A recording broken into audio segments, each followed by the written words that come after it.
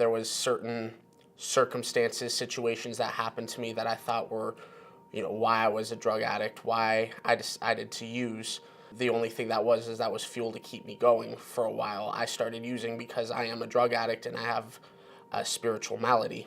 Growing up as a kid, went through everything and anything, sexual abuse, physical abuse, verbal abuse, you name it. Growing up, I always told myself, at least I'm not doing this, at least I'm not doing that. You look at all the people out of high school, the quote-unquote low lives, and you always tell yourself, at least I'm not doing heroin, at least I'm not smoking meth. And then it gets to a point when you start doing that, I'll never get to a point where I put a needle in my arm. Watching people die, you start losing people, you start losing friends, you start losing family. You realize, wow, this is probably gonna take me too. And it gets to a point where you start embracing that idea. I'm trying to kill myself and I can't even do that right. Not even for a second do I think, hey, maybe I have a problem, hey, maybe I should stop.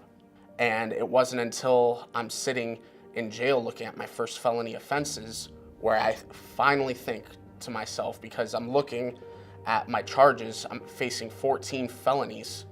At that point I realized, maybe this is becoming a problem, maybe this isn't a part of growing up. So I reach out for help to my family, and they get me a lawyer and they set me up for an intervention, and I'm introduced to rehab for the first time, introduced to 12-step programs for the first time.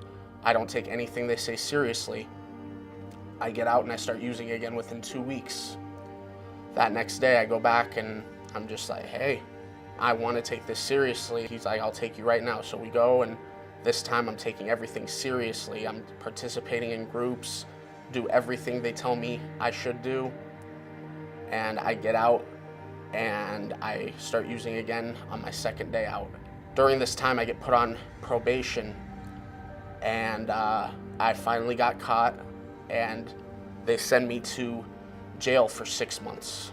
I'm thinking I gotta be the best I can be, I gotta impress these guys in jail, and I get in some big trouble. I'm looking at some more time, and finally I have that moment where I realize I'm sitting in segregation 23 hours a day in my cell. Fortunately, they didn't press any additional charges. I was released on my day, and I told myself, I'm never going back to that again. I'm done.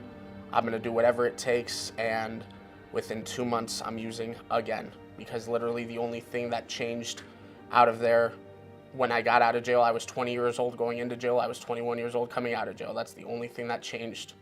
I was still the same person with the same thoughts, and I'm arrested again, and this time my probation officer is trying to send me to prison.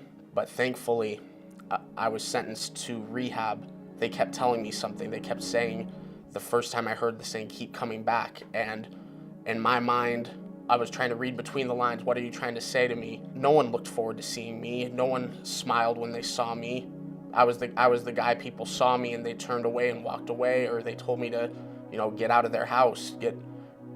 No one wanted anything to do with me. It gave them hope for my future, and I didn't understand that. I finally get into rehab, and I need to get honest with not only other people, but myself. I was unwilling to get honest with myself. I was able to make connections with people, and it's through those connections that started to initiate my change. These people, I started to form a bond, a relationship with certain people, friendships.